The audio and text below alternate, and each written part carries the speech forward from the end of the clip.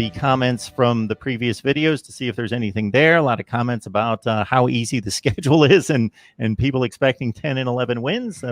We shall see, and Cam has addressed that. Well, look, the schedule is easy on paper.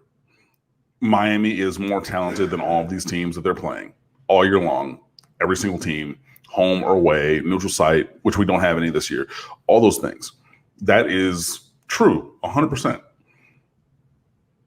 It was also true last year, with the exception of Florida and Florida State having comparable talent on the roster, and we see what happened.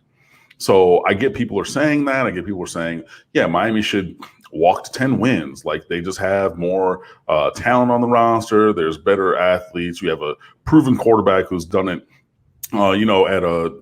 it's the probably best power or G5 group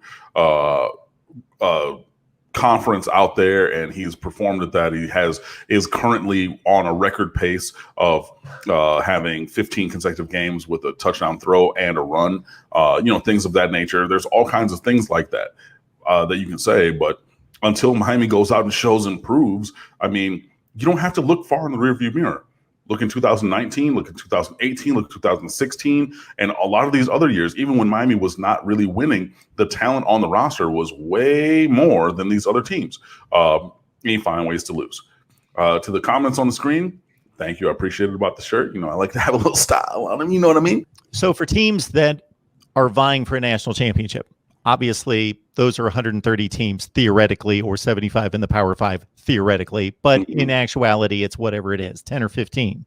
Right. Place Miami in that list or don't. I could see either argument.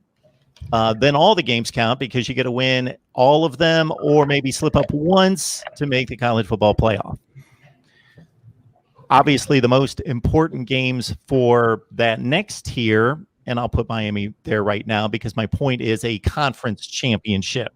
Okay. So, of course, the Florida game was enormous for a number of reasons last year. National opponent, week 0, national TV by itself, rival, but also it's the best team on the schedule, great measuring stick. And if you would eventually be playing in a position to make a college football playoff, but you weren't. So, but we know what the conference games mean. Right. So, in a sense, even though the schedule's easier this year, there is a team out there, and I'm pointing at North Carolina, Chapel Hill, North Carolina, that could be the best team that you've played these 2 years. And your number one goal is to win that division to get to Charlotte or wherever the game's being played this year. Charlotte. Okay. Yeah, I mean, UNC, they're going to be a force to be reckoned with. They are improving the roster. They are recruiting like gangbusters. As Luke Walker says, he thinks that they're going to win the Coastal Division, and there are reasons to believe that. But Miami has a lot of reasons and things that could lead us to believe otherwise. But yeah, that's going to be an ACC Coastal Division game that rivals like 14-15 Florida State Clemson. You know what I mean? Like, you're going to have two teams, I think, that are on the upward trajectory.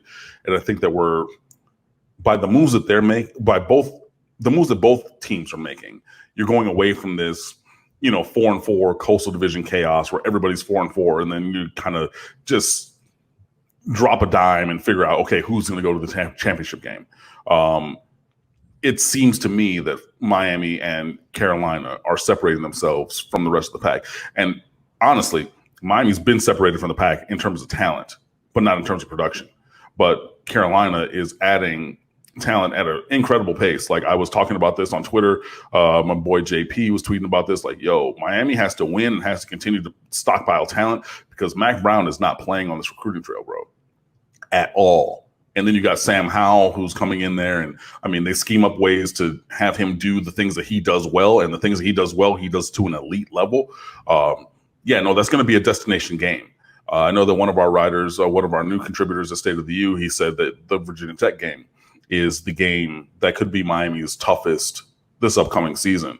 And we have a disparity of thought at State of the U. And I am a disparate thought from that because for me, it's Carolina. You know what I mean? Like, that's That's the game. That's the one that you're really. And again, you're looking at all of them. You want to go through all of them. You're going to pay attention to all these games. You're going to focus on them. You're going to work hard. You're going to try to win them. But I mean, if you're circling the schedule right now, obviously the Florida State game, boom, because it's Florida State. I hate them. I want to beat them again. But in our division, it has to be Carolina. And I mean, yeah, you want to get some get back on Virginia Tech too, because you spotted them 4 touchdowns and they eked out a win because we spotted them 4 touchdowns last year. But I mean, going into the season, as we're sitting here in the middle of June, I'm looking at Carolina as that number 1 threat. I am too. I'm circling that game on the calendar, and I do think that Virginia Tech would be then the default contender in the division. So I expect to hear from the Hokies as well. And Virginia Bronco Mendenhall can really coach. I don't know. He may have a cycled down roster this particular year. So it's they not may even not wait there. For me, it's not even a cycle down roster. It's what was their quarterback's name? Bryce something? Bryce Perkins. Bryce Perkins isn't there anymore. They haven't had a player like that at quarterback in who knows when. Mm-hmm. And, they tried to strike when the iron was hot when he was there, and I get it. But taking him off that roster, there is no peer level replacement for him. There's no even close to replacement for him at quarterback.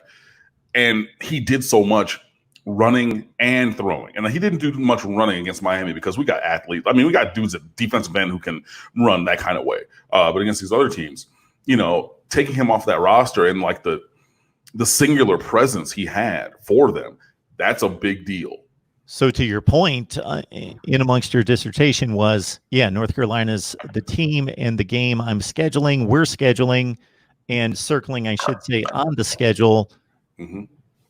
So that's almost like a 2-game swing as people understand the tiebreaker system in any division, but take care of business elsewhere because look what happened last year.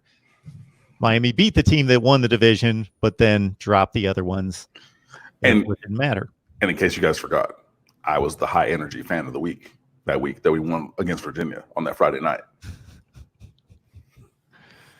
And also the voice of Romello Brinson's commitment. At least a part of it. It was the last part of the video right before he came back on saying that he was committing to Miami, which was pretty cool.